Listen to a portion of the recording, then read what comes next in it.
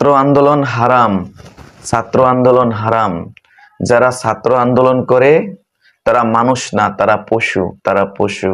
আমি তাদেরকে কেন আহলে খবিশ বলি? এই কারণে আহলে খবিশ বলি। আমি তাদেরকে আহলে হাদিস বলি না, আহলে খবিশ বলি একমাত্র এই কারণেই। শুনুন সে কি বলে। যে কোনো ছাত্র আন্দোলন হারাম, যে কোনো ছাত্র আন্দোলন হারাম। ছাত্র আন্দোলন পশু করে, মানুষ করে না। ছাত্র আন্দোলন পশু করে, মানুষ করে না। ছাত্র আন্দোলন পশু করে, মানুষ করে না। ছাত্র আন্দোলন পশু করে, মানুষ করে না। ছাত্র আন্দোলন হারাম, ছাত্র আন্দোলন হারাম। যারা ছাত্র আন্দোলন করে তারা মানুষ না, তারা পশু, তারা পশু। কারণ এই ছাত্র আন্দোলনে ওদের গুরু ঠাকুর সালমান এফ রহমান সবচেয়ে দুর্নীতিবাজ, বাংলাদেশের ব্যবসা প্রতিষ্ঠানের মূল ধ্বংসকারী।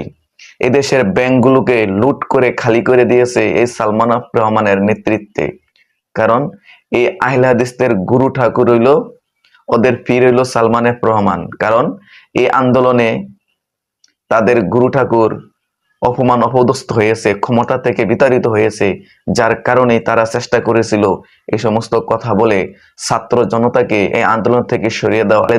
আহলে হাদিসের বাচ্চা আহলে হাদিস এই কথা বলেছে ছাত্র আন্দোলন হারাম। কত বড় জাহেল, কত বড় জালেম হলে এই কথা বলতে পারে? যে জায়গায় এই দেশের 90% মানুষ এই আন্দোলনে অংশগ্রহণ করেছে, সেই জায়গায় এই আহলে খবিশরা এই আন্দোলনের বিরোধিতা করে।